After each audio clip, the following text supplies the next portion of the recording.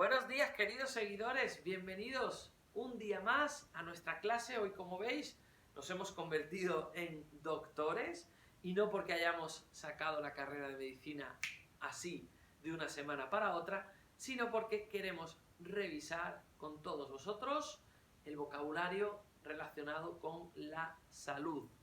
Por lo menos aquí en Europa es una época muy apropiada porque acaba de comenzar hace relativamente poco el otoño y con él llegan los resfriados, las gripes y todos estos síntomas que nos hacen pues a veces recurrir al médico, a hospitales o a centros de salud. Comenzamos por verbos útiles. El primer verbo, el más importante, el más usual cuando hablamos de salud, es el verbo doler. ¿Y por qué rescatamos este verbo? Pues vamos a revisar cómo se conjuga. El verbo doler es parecido, se conjuga igual al verbo gustar, es decir, yo no digo yo duele, no conjugamos los pronombres personales tal cual, sino que expresamos el dolor diciendo a mí, en primera persona, me duele, a ti te duele, a él, a ella o a usted le duele, a nosotros nos duele, a vosotros os duele, y a ellos, a ellas o a ustedes les duele. Siempre vamos a conjugar duele o duelen, no en función de la persona que habla, si es singular o plural, sino en función de aquello que nos duele. Por ejemplo, yo voy a decir me duele la cabeza, o me duele la nariz, o voy a decir me duelen las manos, en plural, con una N al final. Segundo verbo que destacamos, por un lado el verbo doler, y por otro lado cuando expresamos síntomas que tenemos, es decir, cuando utilizamos sustantivos, vamos a conjugarlos con el verbo tener. Me explico. En español decimos, por ejemplo, tengo fiebre, tengo frío, tengo malestar o tengo dolor. Es decir, tener más sustantivo.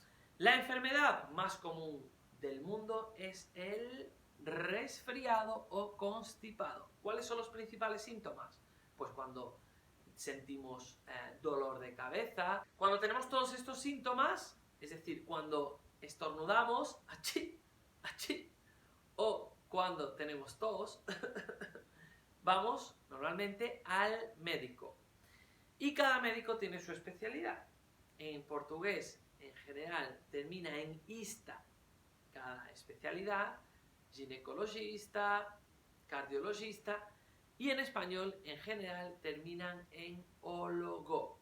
¿Qué especialidades conocemos? Pues, por ejemplo, cardiólogo, ginecólogo. El médico nos ausculta, ¿verdad? Nos reconoce, nos diagnostica una enfermedad y después nos receta los medicamentos.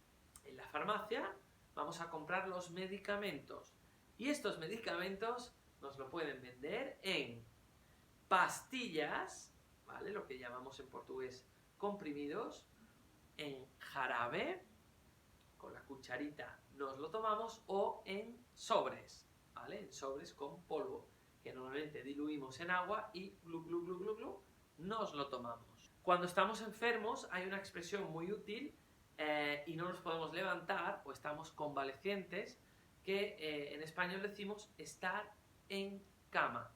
Estar en cama significa estar enfermo. Por último, queremos hacer una revisión sobre los elementos que normalmente tenemos en el botiquín de nuestra casa o de nuestro trabajo. Elementos fundamentales que debemos tener, incluso si vamos a viajar a veces, ¿vale? Normalmente tenemos tiritas son los pensos que nos ponemos cuando nos salen roces en los zapatos, por ejemplo, cuando nos hacemos una herida. Tenemos que tener agua oxigenada, algodón. ¿Qué más cosas podemos tener en casa? Gasas, esparadrapo y unas tijeras. Pues bien, tampoco conviene tener muchos medicamentos en casa, simplemente lo imprescindible. Eso es lo que dicen los médicos de verdad. Yo, por lo pronto, no os digo nada más. Espero que no os haya contagiado ninguna enfermedad con esta entrada y que os haya resultado práctica y útil. Nos vemos dentro de una semana y hasta entonces sean felices. ¡Mua!